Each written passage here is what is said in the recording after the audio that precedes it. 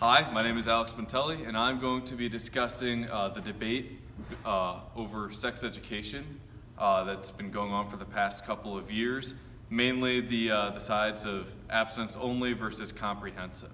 So if you're not aware of what that means, abstinence only would be your typical Catholic education, basically not giving you much information about sex and sex safety and STDs, and just telling you to not have sex.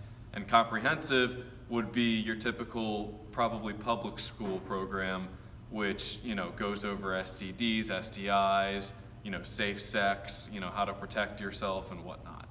So obviously, there's a bit of a religious aspect to this debate, but overall, people are focusing on, wanting to keep people from, getting each other pregnant when they're kids and before marriage, and also reducing STD rates.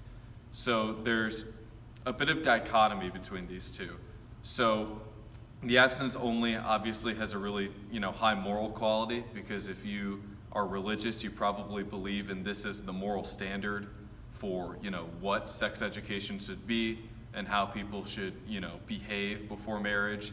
And then the comprehensive side, definitely, if we're looking at it only morally in a religious viewpoint, is definitely a bit morally lower than the abstinence only.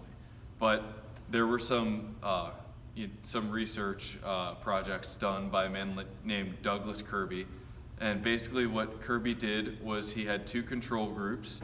One was of kids that had abstinence only, and one was of kids that had comprehensive sex education, and he tested their averages of STD rates and teen pregnancy rates against the national average. And what he found was that the abstinence only program basically perfectly match the national average. So basically that means that those kids did not display lower or higher results than an average kid would, meaning that conceptually or in real life, that type of education doesn't actually affect whether or not people go out and have sex before marriage.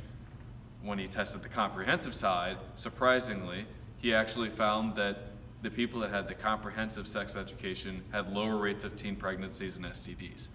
So basically what this meant that if in practice you didn't want your kids to go out and possibly get an STD or get somebody pregnant, you actually wanted the comprehensive side. So obviously, I guess the debate between the two is that abstinence only is more morally acceptable, while the comprehensive gets better results. And that's kind of the debate that's been going on.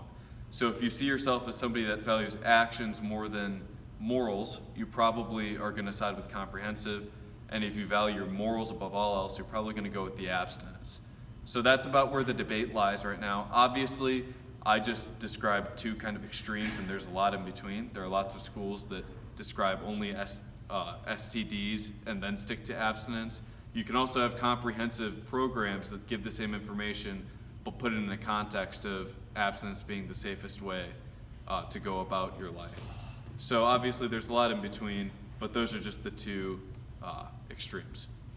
That's all for now. I would ask that you go below in the comments, and if you still agree with abstinence only, hit a like on the comment that I post that says I agree with abstinence only sex education. And if you still are more on the side of comprehensive, I would ask that you go to the comments and like the comment that says I agree with comprehensive only.